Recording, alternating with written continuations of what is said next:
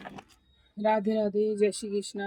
आज है कार्तिक मास का 22वां दिन और मैं अभी अभी सुबह ही गई थी कार्तिक मास में जो छठ माई का पूजा होता है वो खाड़ी पर देखने। तो सुबह की जो देवी पूजन वगैरह सा था वो मैं करके आई हूँ। अब मैं कार्तिक महात्म्य का पाठ करूँगी। तो आज मास का 22वां दिन है और ये हम कार्तिक महात्म्य पढ़ेंगे। और वहाँ पर बहुत ही सुंदर नज़ारा था, बहुत ही अच्छा लग रहा था। वहाँ पर खाड़ी पर हम लोग गए थे, सब लोग जो बिहार साइड के लोग हैं वो ऐसा ऐसा सिंदूर लगाकर पूजा कर रहे थे घाट पे और सूर्य को अर्घ दे रहे थे। तो वहाँ पर मैंने भी दर्शन किया, बहुत अच्छा अनुभव हुआ। अब हम पाठ करते हैं कार्तिक महात्म्य का।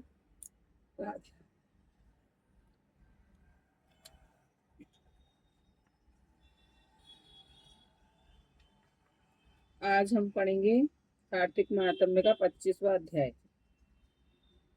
ओम नमो भगवते वासुदेवाय। तीर्थ व्रत और दान आदि के करने से समस्त पाप नष्ट हो जाते हैं, मगर प्रेत योनि में रहने वाले को इसका अधिकार नहीं है। परंतु तुम्हारे दुख को देखकर मैं अत्यंत दुखी हूँ और तुम्हारा दुख दूर किए बिना मुझे संतोष नहीं होता। तुम्हारे पाप बड़े भारी हैं, क्योंकि वे तीनों योनियां बहुत बड़े पाप करने वालों को ही प्राप्त होती है। और प्रेत योनि तो थोड़े से पुण्य से नष्ट भी नहीं हो सकती। लेकिन मैं तुम्हें इस योनि से अश्वमेव छुड़ाऊंगा। इसलिए मैंने जो कार्तिक का व्रत किया है उसका आधा पुण्य तुम्हें देता हूँ। क्योंकि यज्ञ, दान, तीर्थ यह सब निश्चय ही कार्तिक के व्रत के पुण्य के समान नहीं है। नारद जी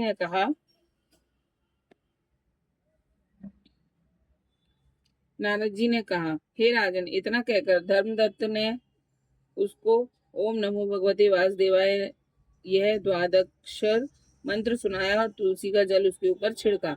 बस फिर क्या था, क्षण भर में वह प्रेत योनि से छूटकर प्रज्वलित शिखा के समान दिव्य रूप धारण करके लक्ष्मी के समान सुंदर हो गई।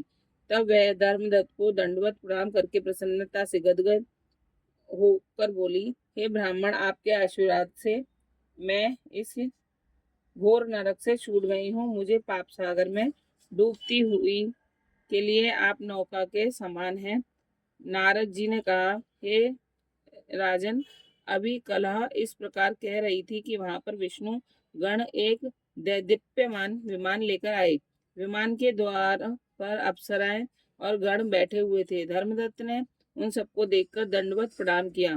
पुण्यश्री और सुशील नामक भगवान विष्णु के गणों ने धर्मदत्त को अपने हाथों से ऊपर उठाकर उसका अभिनंदन करके उन्होंने कहा, हे द्विजश्रेष्ठ, आप धन्य हैं जो कि आप सदा भगवान विष्णु के व्रत, कथा और सेवा में लगे रहते हैं। आप सर्वदा दीन दुखियों पर दया करते रहते हैं। आप में जो अपने बाल्यकाल में पवित्र और शुभ कार्तिक व्रत किया था, आपने उसके आधे फल से कलह के पूर्व जन्म के एकत्रित पाप नष्ट कर दिए हैं। यही नहीं, आपकी कृपा से उसके सैकड़ों जन्म के पाप नष्ट हो गए हैं। आपके जागरण आदि के करने के पुण्य के प्रभाव से आकाश मंडल से वह विमान आया है। हे ब्राह्मण, अब हम इसे भांति भांति के भोगों से युक्त वैकुंठ में ले जा रहे हैं।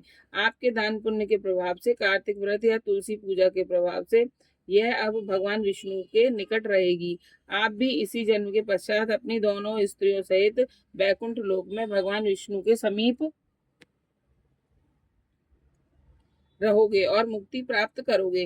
हे दया सागर, वह मनुष्य धन्य है और जन्म उन्हीं का फलीभूत है जिन्होंने कि तुम्हारी तरह भगवान विष्णु की भक्ति की है। क्योंकि भगवान विष्णु अपने भक्तों का भला क्या नहीं देते, वह सब कुछ देते हैं। उन्होंने प्राचीन काल में उत्तानपाद के पुत्र को ध्रुव स्थान में पहुंचाया, जिसके स्मरण मात्र से प्राणियों की सदगति हो जाती है। प्राचीन काल में भगवान विष्णु केवल अपने नाम के स्मरण से ही ग्राह द्वारा पकड़े हुए हाथी को हस्ती योनि से मुक्त करके जय नाम देकर अपना पार्षद बना लिया तुमने उसी विष्णु की सेवा की है। इसी से तुम अपनी दोनों स्त्रियों सहित 1000 वर्ष तक विष्णु भगवान के समीप निवास करोगे। जब तुम्हारा पुण्य क्षीण हो जाएगा तब तुम पृथ्वी पर सूर्य वंश में अपनी दोनों स्त्रियों के साथ दशरथ के नाम से प्रसिद्ध राजा होगे तथा यह कलह तुम्हारे आधे पुण्य की भागीदार होने के नाते तुम्हारी तीसरी भार्या होगी। भगवान विष्णु तुम्हारे पुत्र के रूप में तुम्हारे निकट रहेंगे और देवताओं का कार्य करेंगे। भगवान विष्णु को प्रसन्न करने वाले तुम्हारे कार्तिक व्रत से अधिक महत्वपूर्ण यहाँ दान तीर्थ आदि और कोई भी नहीं है। हे दयासागर, तुम धन्य हो, क्योंकि तुमने जगत गुरु भगवान विष्णु को प्रसन्न करने के लिए कार्तिक का व्रत किया है, जिसके आधे पुण्य के फल की भागीदारी इस कला को इस समय हम अपने साथ विष्णु लोक ले जा रहे हैं। ये हो गया 25वां अध्याय समाप्त। ओम नमो भगवते वासुदेवाय नमः। तो देखा आपने कार्तिक व्रत की महिमा और कार्तिक महात्म्य की कि विष्णु भगवान की पूजा करने से कार्तिक का स्नान, कार्तिक महात्म्य पढ़ने से हमको विष्णु लोक की प्राप्ति होती है और हमारे समस्त पाप नष्ट हो जाते हैं। ओम नमो भगवते वासुदेवाय नमः। ओम नमो भगवते वासुदेवाय नमः।